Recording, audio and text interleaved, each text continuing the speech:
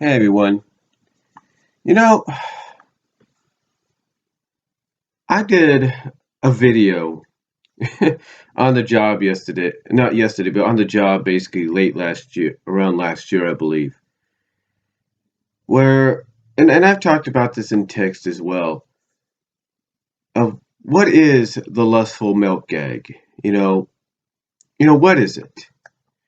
And I talked about it several times, but I'm sure a lot of people are still wondering, well, what's so important about this gag? Why is this lustful milk gag used? How did it come to be? What's the point of it? Well, that's what that thing is. What is the lustful milk gag? That question came into be. But why is the lustful milk gag around? Why does it exist? Well, I'll tell you why. I'm going to answer that here. You see, the lustful milk gag exists as a metaphor, if you will, as a visual metaphor. Let me give you an example. About 20 something years about 20 something years ago, about 20 years ago, a little over that, there was a CBS sitcom called Major Dad. Now, a few episodes in, the main character, the Major Dad, and his fiancée were on a getaway together. Not a honeymoon, but a getaway. And as they snuggled up in bed, now don't worry, there was nothing shown. This is CBS. They wouldn't go that far. They were fully clothed. They were fully clothed and everything. But as they kissed and snuggled up in bed a little bit, the fiancée declared that she was melting. Yeah, the Major Dad's fiancée, his love interest, was declared that she was basically said that she was melting. Now, here's the thing. Had this been done in animated form, there is no doubt you'd probably see her slowly start to melt. You kind of see like a little pool being formed and everything because she's melting. But then she would quickly reform because some kind of, I don't know what it was in the episode, some kind of device or some kind of thing disrupted their incoming passion, if you get my drift. Anyway, if it was done in animated form, then there's no doubt that there's a possibility that the animators would have had like a little pool start to form under her, and you kind of see you'd probably start seeing her drip a little bit, or sag a little bit on the back before she would reform because of the disturbance. Now, however, because that was done in live action, it never occurred. It never happened. But animation wise, and if not comic book wise, it does. You see, this is why it exists. This is why the lustful milk gag exists. To visually be a metaphor and represent how a character really feels. Nowadays, if you have an animated show, nowadays, or at least in the past few years, if you have an animated show that features humans as the main characters, but you want to represent how maybe one character feels with this gag, then the most logical step is to turn them into water. I'm not kidding. There is an episode of the Canadian series Groove High, which was aired here in the US on Cartoon Network. Groove High, I think it's a few episodes in, where the main character Tom disguises himself very cleverly, I should say, easy for me to say, but very cleverly, as another character named Dom, basically an alter ego. Because there's an indication that Tom and his bandmate because I think her name's Zoe, I believe.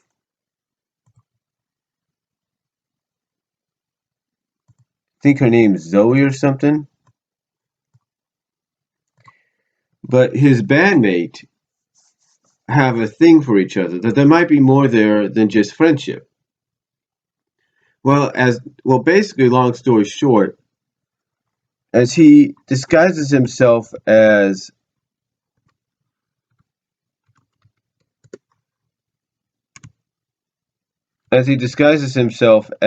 Dom,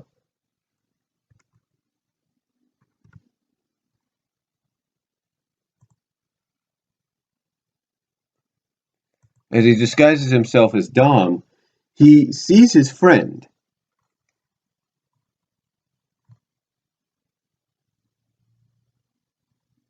He sees his friend, and I think I'm trying to make sure I know the kid. Yeah, Zoe. Her name's actually Zoe, but it's Zoe. He sees her, and basically to put his because he to basically prove that he can even fool her,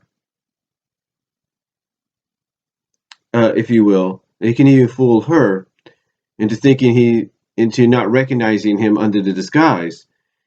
He compliments her, flirts with her a little bit, and then she suddenly melts and she suddenly turns all watery and melts and falls right into a puddle of water. Basically what happens is after he compliments her, she turns into basically like a little she basically her whole body turns all watery and then collapses into a puddle of water with just her eyes closed. Yeah, her eyes closed, and she turns into water and then collapses into the puddle of water, basically melting into a puddle, basically melting into a puddle, and her eyes are closed. And then of course she reforms. But I know that sounded confusing, but that's basically how cartoons these days, or people these days, do the lustful milk gag in an animated cartoon with human characters. Well, mostly with shows like Groove High. Other shows may not go in that direction that much.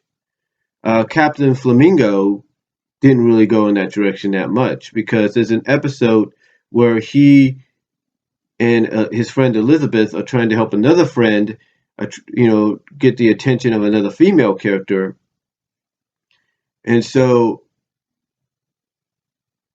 Flamingo uses a device he creates. It's kind of a voice synthesizer, basically a voice disguiser, if you will. And he says, "Go." He tells his friend, "Go ahead, test it on Elizabeth, see what happens." So he does. He tests it out. He basically uses what's known as the super suave mode, and it basically causes the friend Elizabeth to melt into a puddle with only her ponytail sticking out and slowly sticking out of the puddle. And basically, she's gonna spreading, and as the puddle, she's spreading out a little bit, kind of flowing, side to side, kind of downhill a little bit, and her ponytails are separating, eating in the puddle because basically she's a puddle now. Now she does reform, but we don't see how she reforms. See, that's the thing there. And then there's another one. I can't think of it right now. I have it somewhere. Let me look online here.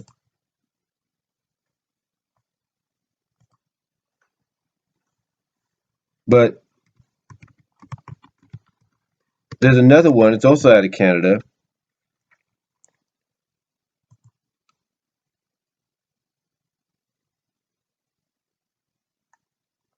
But basically, this character, she gets complimented and she melts as well, but she doesn't melt completely. She kind of melts down, like as it's described in TV tropes, like wax, to where it's like a majority of her body's melted down, but you see her legs sticking out kind of awkwardly, and you kind of see her head sticking out, and it's still kind of flowing down. Basically, and she melts like wax to the floor, as it puts it. She's still, and you see her afterwards, she's still slowly melting down more.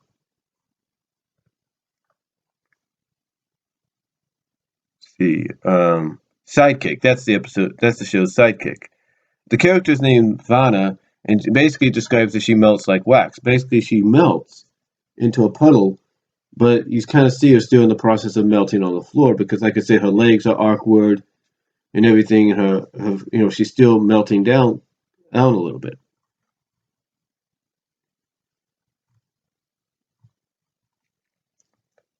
Now, again, this is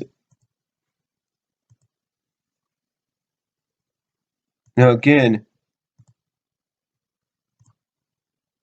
Um, this is used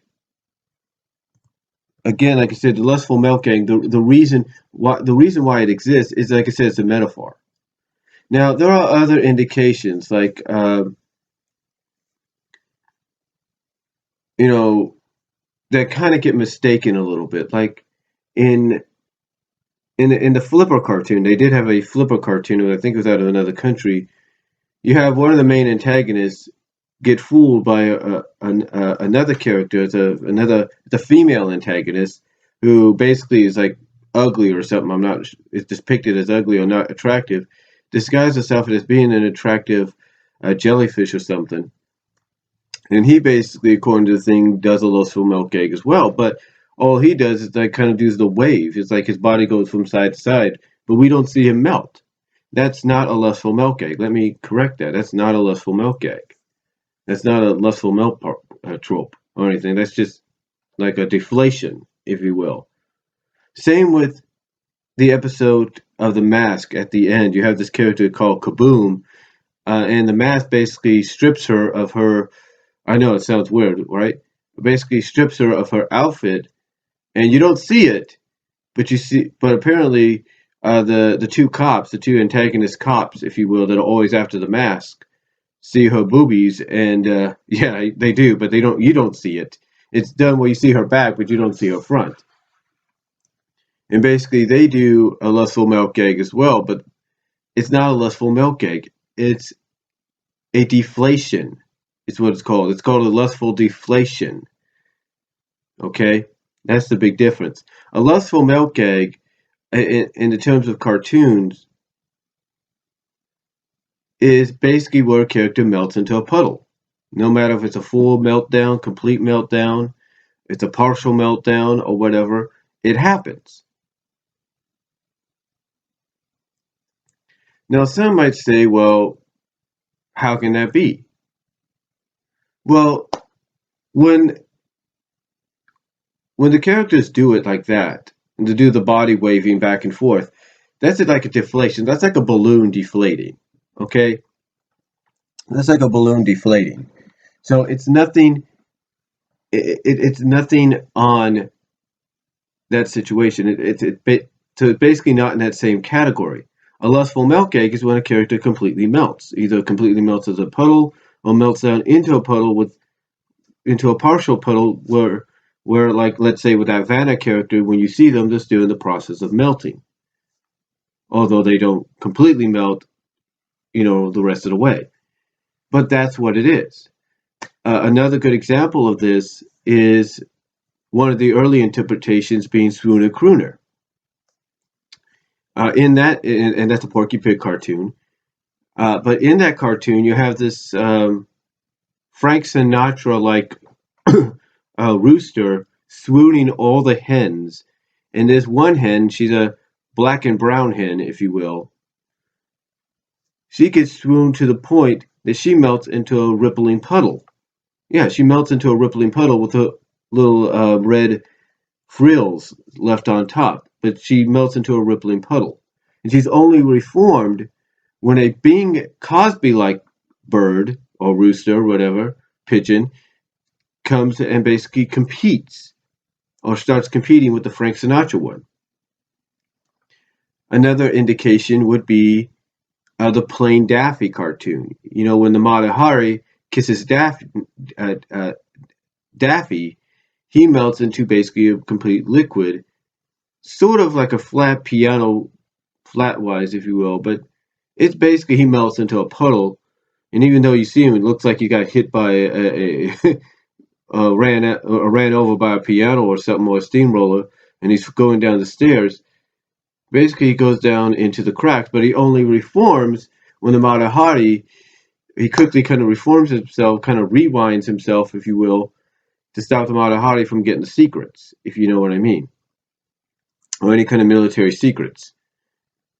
Another indication, in my opinion, a perfectly good one, is Polly Voo Woos, which is a Popeye cartoon from 1956.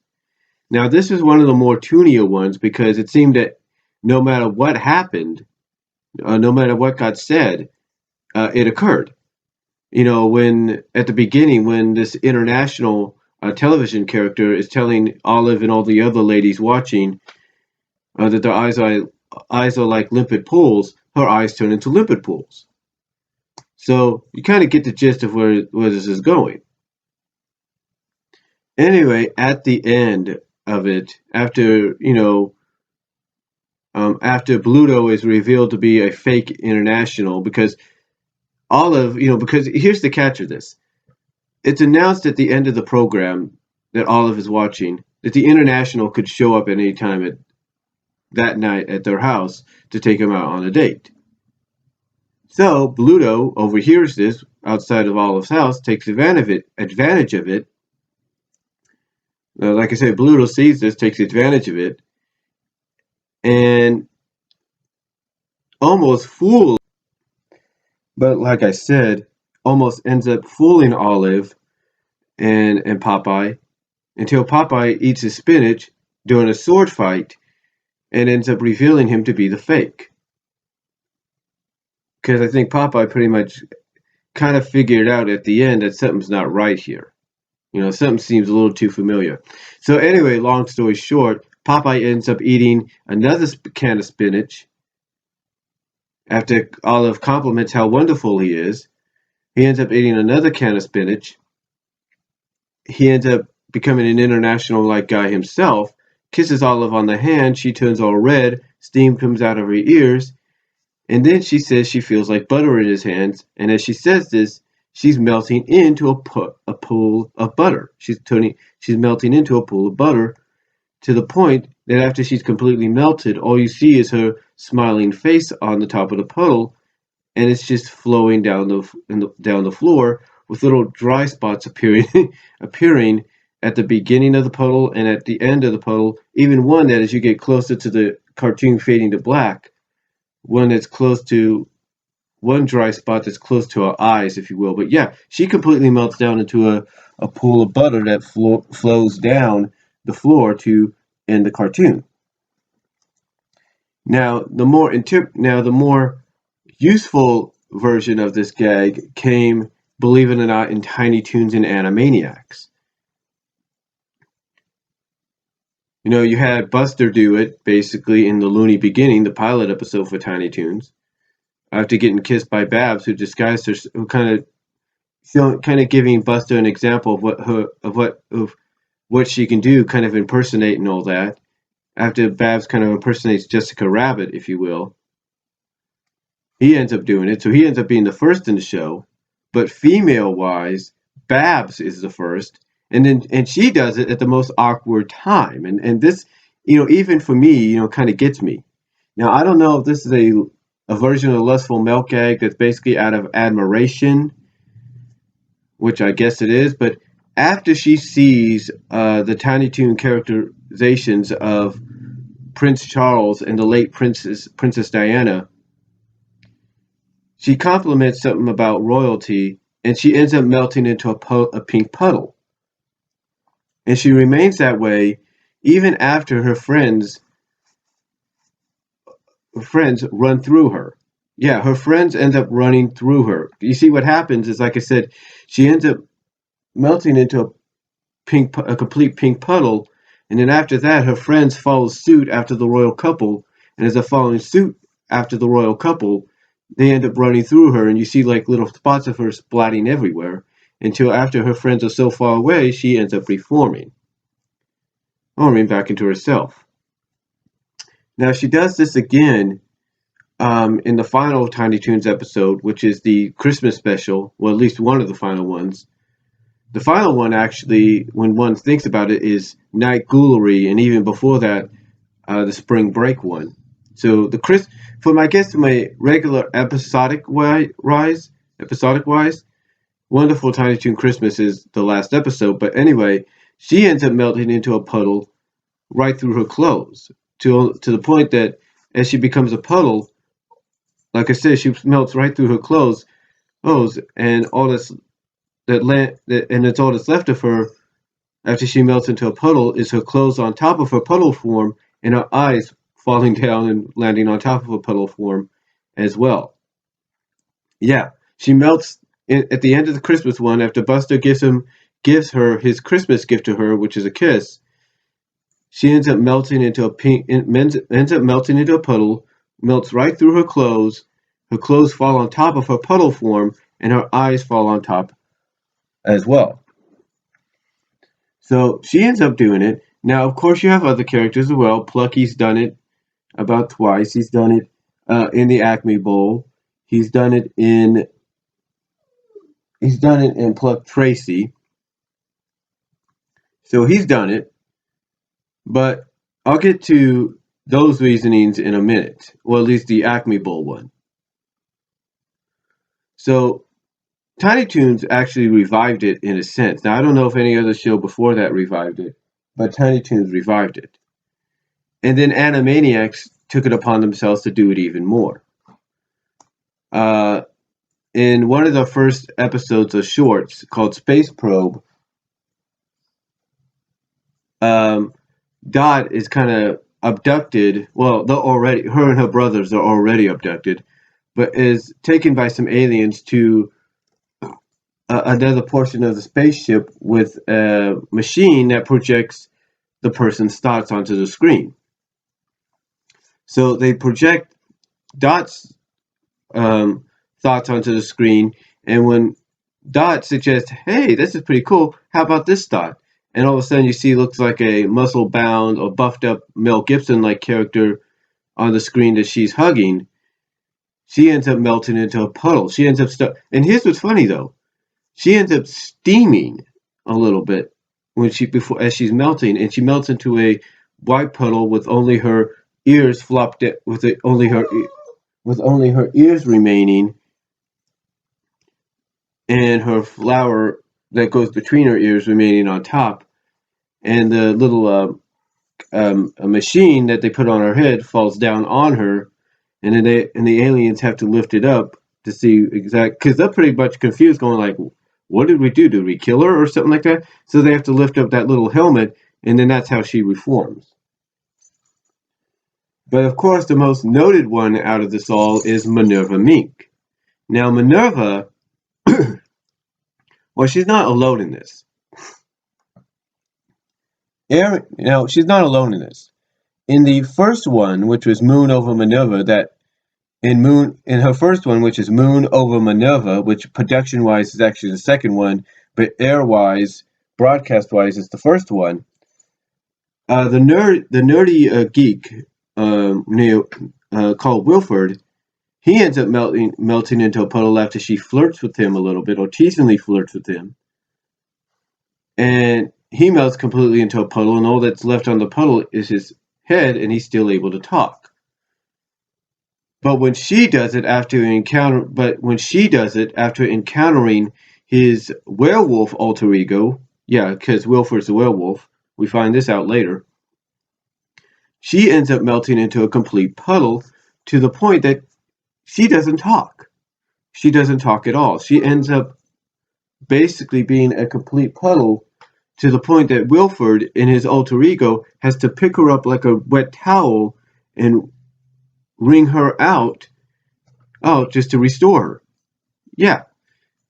Basically, she melts into such a complete puddle, a kind of creamy multicolored puddle, if you will, that Wilford, in his alter ego, has to pick her up, wring her out like a towel, just to restore her. Now, this goes back to something similar that Plucky did in the Acme Bowl episode of Tiny Toons.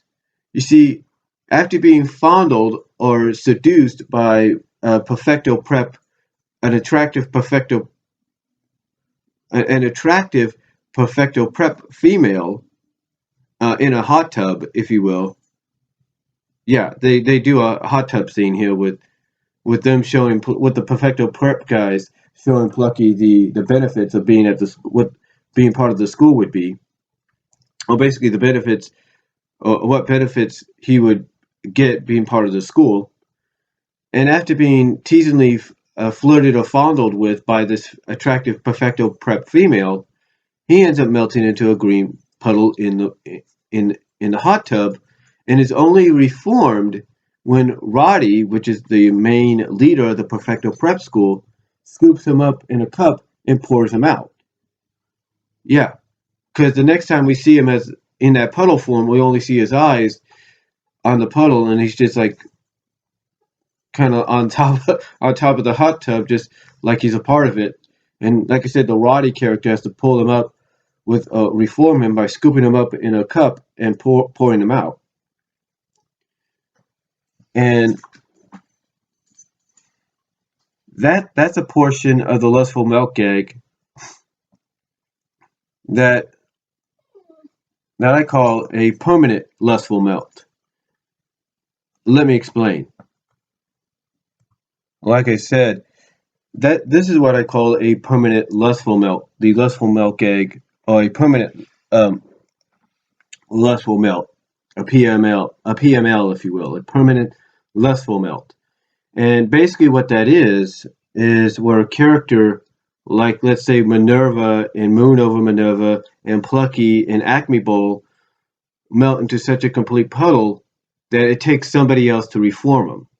You know, I even joked about this one time when I was doing a, because they used to have, Wikipedia used to have an individual page based on cartoon characters, and one they had an individual page on Minerva, and I added to that page age or something. I think I may have added to that page. I'm not really sure. That the character, the Wilford character, even in his werewolf form, could have walked off and went and saw a movie, went and got something to eat for the next 2 hours, and came back, and Minerva would still be in her melted state. Yeah, that's basically it. She would have still been in her melted state. Same with Plucky. Those guys could have left him, gone and planned, got ready, got themselves, well, basically they could have gone, and that, like I said, that's the same with Plucky. Those Perfecto Prep characters, they could have left, started doing some planning for the game against Acme Lou, and they could have came back maybe a few hours later, and Plucky would still be in that hot tub as a green puddle with just eyes on top of him, on top of it. That's basically what you call the PML, the permanent lustful milk gag. Now, I don't know of any other examples of it out there, but it is there. Now, other shows have done this throughout the years, throughout the 90s and the 2000s. Casper's animated series did this with Casper and the cartoon short Pearl Jammed, if you will. They did this with Casper there because Pearl was kind of seducing him into helping her learn to be scary, and there you go.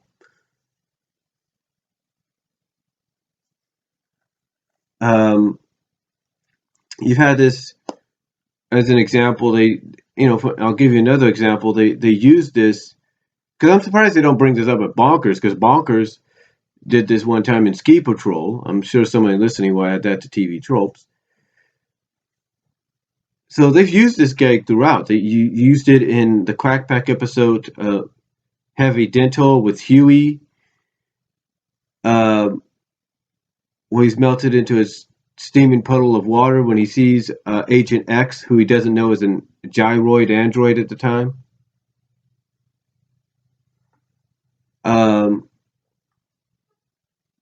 Let's see. Let me check here. Hold on. They used it there.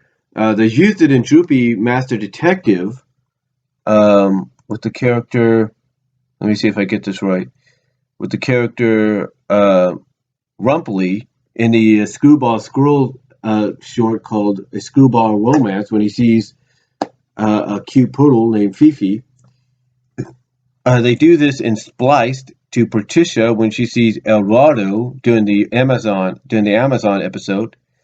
They do this to Felix not once but twice in the Twisted Tales of Phoenix the cat. They do this to Rocco in Rocco's Modern Life in the episode Swack. They do this in Ed, Edd, and Eddy to both Eddie and Kevin in Pop Goes the Ed when they see Nas in her bikini. They do this in the Fractured episode of Teen Titans where Larry, which is basically like a Batmite version of Robin, does this after getting a hug from Starfire. It also goes as far as to say Charlie Horse in the Bob Clampett cartoon. It's a grand old nag. After he, after he gets a kiss from his Hollywood crush, Hedy La Mare, because he saved her from a fire. It happens in the wacky world of Tex Avery in the Pow Pooch segment, PP Loves Fifi, where he ends up melting. So there's a lot out there. They even do it in movies. As a matter of fact, it happens to the animated Lizzie in the Lizzie McGuire movie. And it happens in comic strips to the character Nimi in her comic strip ends up doing it while watching Khal Drogo on television.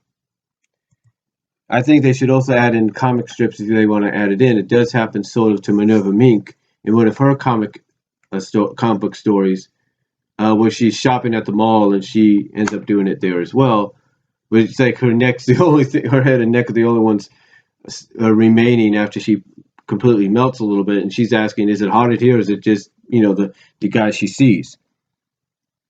So the gag is that's basically examples of where the gag's been used, and basically the reason why the gag exists, why the lustful milk gag or trope exists. It exists because of the fact that it's a metaphor, it's a visual metaphor for how certain characters feel. Like I said, you go back to Major Dad, when his fiancee love interest said that she was melting. If that was done in animated form, she would have melted. You would have started seeing her start to pool, a little pool start to develop, and she would you kind of see her kind of start to slowly drip a little bit, or kind of start running a little bit before that disturbance or something.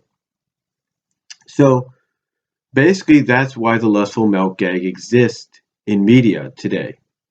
It's to visually represent how a character is feeling, how a character feels attractive-wise to another. Now, yes, just because I know someone might bring this up. Now, yes, the female characters are always the ones that are mostly used for this. And I completely understand that. But the male characters have had their fair share as well. Now, there's even an old cartoon of Popeye where he ends up, I don't know if it's a Cinderella parody or what, and when Olive sees him, she ends up kissing him, and he ends up melting into a red puddle through his armored suit. Basically, he's wearing a knight's armor, and when she kisses him, he ends up melting. So again, the male characters have had their fair share as well, but it seems that the female ones are always the ones that end up doing it mostly. And I guess according to TV Tropes, this is why. This is what TV Tropes says at the beginning of their article of it, and I quote, it says, it's a fairly common staple of Western animation. This trope involves a character being so enamored or attracted with another, the whole body turns into a puddle of goo. Can be used, pay attention to this, can be used as the female equivalent of something else rises. It is often seen and often is as seen in a lot of Warner Brothers 1990s cartoons like Animaniacs and Tiny Toons. Now, they do say that male characters can experience this too, but it's either used as a censor decoy. If the censors don't want implications of, erections or to be shown, or if the writer wants to move past metaphorically showing an erection or ejaculation and go straight to metaphorically showing an orgasm post coital come down. I know that's kind of sounded weird and disgusting. I do apologize. But that's basically what it says on the TV Tropes article. But you notice that they say after the top part, they say male characters can experience this too. But it's used as a censor decoy. But for female characters, it's used as the equivalent of something else rises. So yeah, basically they describe it mostly, according to TV Tropes, as something that's used to equivalent, basically, well, like you said, according to them, it basically is the equivalent of something else rises. That is why mostly a lot of the mostly, not saying all, but mostly a majority of the characters that use this are female characters in animation, if not in comics. And again, like I said, a male character can also experience this as well. They say that on TV Tropes, but it's basically as a censor decoy. So yeah, that's why the lustful milk gag exists. It's basically a metaphorical visual representation of how somebody feels being attracted to another. And according to TV Tropes, it's the female equivalent of something else rises. I don't know. And for males is a censor decoy for certain situations like I mentioned. But that's basically why the lustful male gag exists. I know it doesn't make sense, and I do apologize if this audio video went a little too long, but that's why this thing exists. That's why it's here. I know some people may not feel like it makes a lot of sense. I know some people may feel like, why in the world would they even think about that? Why would they even come to that conclusion? What I mean, I know one question a lot of people have is, who came up with this idea? Who came up with the idea to visually represent a character melting into a puddle after they see another? Who came up with that idea? We may never know, but who came up with it, in my opinion, did the right thing. They did the right thing, because in live action and all that, you can't really see that. But animation and comic book wise, you can. So that's basically all I'm going to say on why the lustful male gag exists. Let me know what you guys think down below. Again, I apologize if this went a long time. Comment